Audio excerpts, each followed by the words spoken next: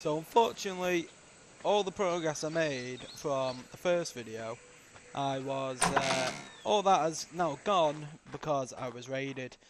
The building has been destroyed and the Parasaur I tamed has been killed. So before I started today's video, I've gone ahead and made ourselves a stone hut just to make sure that people are going to struggle to raid me this time. So I've done that before the video started, just so you guys don't want to watch me just gathering loads and loads and loads of stone, because it takes absolutely ages. Initially this recording was over an hour long, and most of it was building that stone hut. So I don't have metal tools as of yet, so it takes quite a while. So we now have a stone hut, we've got storage chests, we have mortar and pestle inside, and today we're going to be looking to get back on our feet, back to where we were. One of the first things I do, well sorry, it's not actually one of the first things I do. Later on in the video you will see that I do tame another Parasaur. But today we're going to be progressing a bit. We're going to eventually get to metal tools. And at the minute I'm just collecting some fibre, just because I think we're a bit low at the minute. This video is also pre-recorded, and I'm just voicing over it and commentating on it as we go. Like I say, collecting a shite load of fibre because we need it. You always need fibre, guys, so make sure that you stay well stocked up on that. Now this is the Parasaur that I do end up taming, and I go for the same actual technique of following it first, knocking it out, breeding it, narco berries, all that good stuff, and yeah, make it ours. I think it's only a level 20. It is a bit higher now, so when you tame it at first, if you guys didn't know, when you tame a dinosaur for the first time, it does get a bit of a level boost. If the higher, so it's a level 15 at the start. I think once it's been tamed, it went to a level 19, so it's only 4 levels. How it works is, the higher the level of the dinosaur that you're going to tame, the more levels it will gain when it has been tamed. So say if you get a level 150 Parasaur, for example, if you're just feeding it normal berries, when it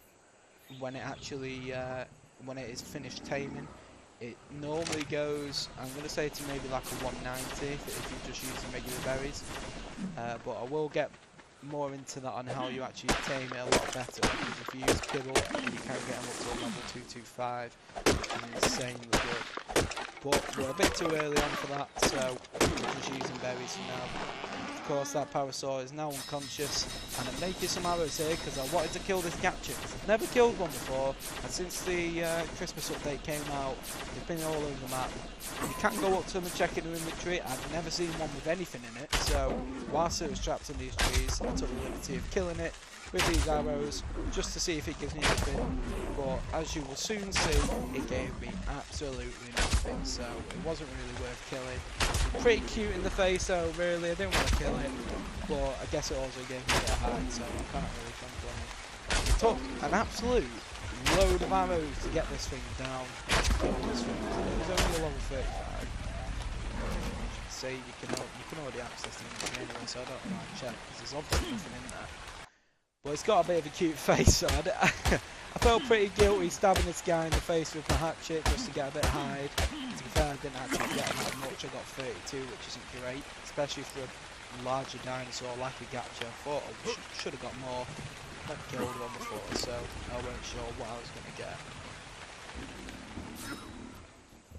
Now, Parasaur has been tamed. I never ever name my dinosaurs. Really, I should, because it adds a bit more personality into it, but no, I just never ever name them. I've already got a saddle made up, so now with this guy obviously I can go and get a lot of berries, a lot of narco berries, which will help me make narcotics. And if you guys didn't know already, narcotics are what I use to tip arrows with narcotics, and they will then become tranquilizer arrows. All you have to do for that is unlock the engram and craft it in your inventory. Now, as you can see, I'm getting much more berries. Parasaurs, like I said in the last video, aren't the best for getting berries. They are good, don't get me wrong, like this might seem like an awful lot of berries compared to picking them by hand, which is, you get a lot more, but there is much better. You can get Triceratops, which you do have an encounter with 2 of them later on that you will see and find out how that went on. You can also get Stegosauruses. They're also good for collecting berries. They're slightly better than the Trank. And top of the list, it has to be the Fortisaurus. whip the tail, and it will collect every single berry out of every single bush in its vicinity, and it covers a huge, huge vicinity, I'll tell you that. So here, I'm trying to collect some more hide, because hide is the most valuable resource early on. Eventually we can tame up some carnivores, so like carnivores or T-Rex if you want to be that ambitious, then you will have hide coming out of it, but early on it's probably the most valuable resource. Now I'm getting absolutely spanked by this track, and I ended up just trying to sort of train it along, turn around, shoot a few arrows at it, and then turn and run again. It doesn't work out too well, as you will see shortly.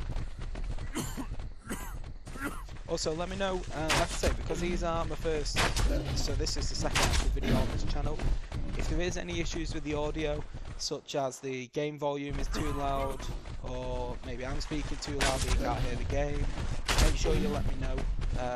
Maybe you're struggling to see the video when it turns to night. I know when I've watched a few YouTubers play Ark, whenever it turns to night time, I do struggle also watching the video, so make sure you let me know and I'll do my best to fix that. As you see, I'm getting absolutely pwned by this trike. I tried trapping it in the trees a second ago, but I shot straight through them. He cornered me, and now I'm dead. So I've cut out me actually getting back to all my stuff because it was quite a while away. I found a rock to perch on, and now I'm going to go and kill again. You might have saw in the last clip a second ago that there was another trike coming in. That one right there, that darker one, that one also came in. So now I have two trikes to deal with. I have 32 arrows. Whenever you're trying to kill a trike, try not to hit the head. You might see that I'm aiming just over the head, and that's because the plating on the front of the trike's head absorbs a lot more damage than its actual body. So always try and aim for the body.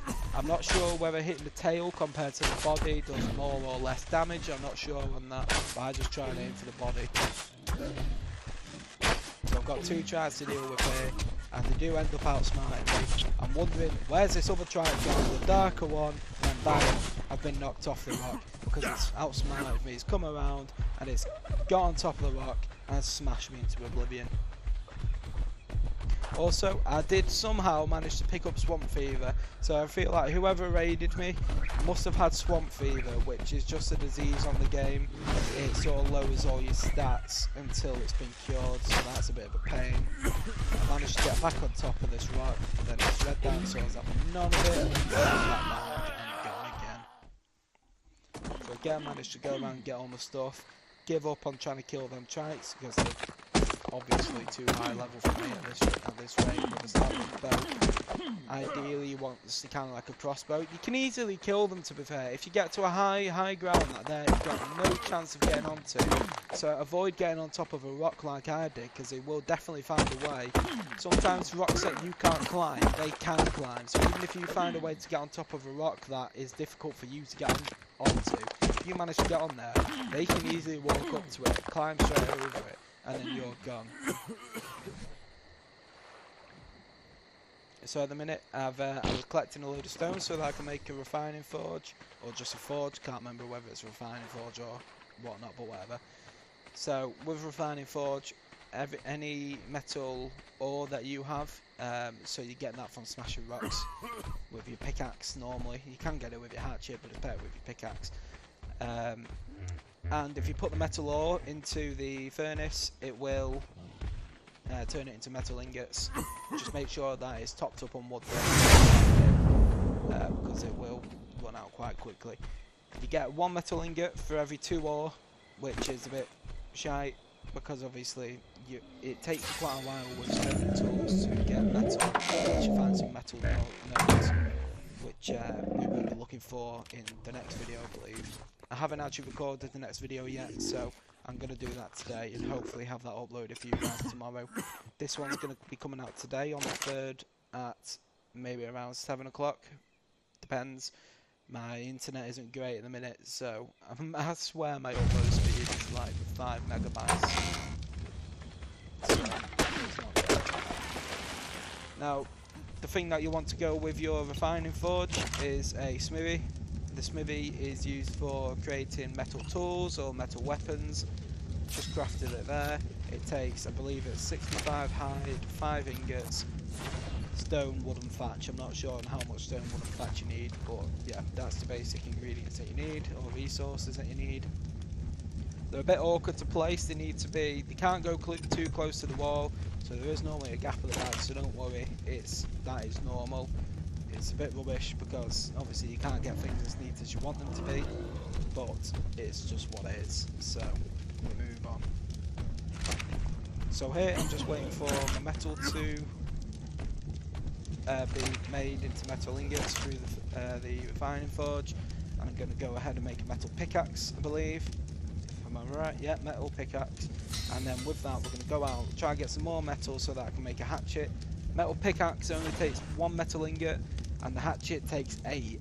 It's a bit daft really, because they're the same sort of size, you know, but I guess it's just the way the game's done it. So here I'm just going to go out and smash some metal, try and get as much metal as I can.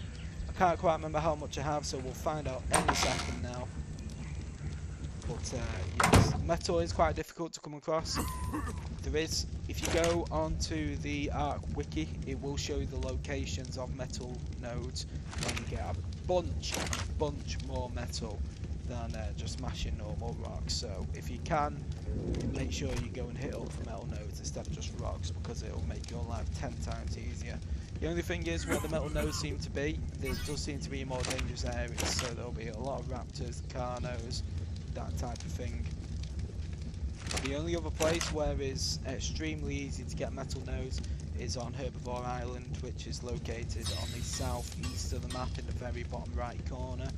And it's literally, Herbivore Island is, as it says on the tin, it's literally an island full of peaceful herbivores. As long as you don't go attacking anything, they won't attack you.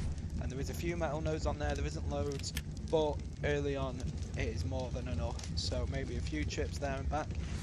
One thing to note about Herbivore Island, if you're playing on the PvP server, it is not great to go to, because the reason for it, because it is so peaceful, a lot of people early on try and get there and create their base on there, live on there until they've got a few good dinos, and then they'll venture back onto the main island, capture some carnivores, take them back, and then build this massive base on Herbivore Island. So you just got to be careful of that, make sure there's no players around. I mean, a lot of the time when people build on Herbivore Island, they do block the metal nodes with the buildings. So what I decided to do next was, the best thing, because obviously I was raiding in the last video, was to build up my fortifications, make sure my base is secure, no one's getting into that bad boy unless with ease anyway. Obviously, if people have C4, they're getting in there with the click of the finger. But at least if anybody's new to the game, they ain't getting in there anytime soon. So I use spikes, which does use up 10 hide per spike bar, as I've just put down. It doesn't use any metal, which is good. It uses wood and thatch, I believe. And it might be wood, fibre and hide actually. So it's not too expensive. The only difficult thing there is getting the hide. But if you've got a carnivore, then it is super easy to you know, get the hide needed. So that's going to be it for this episode today. I hope you guys enjoyed. I know I've just been babbling on with myself. Today is just going to be getting back up to speed. Like I say, I hope you've enjoyed the video. Make sure to drop a like if you liked it. If you didn't, leave a comment, let me know why, and make sure you subscribe.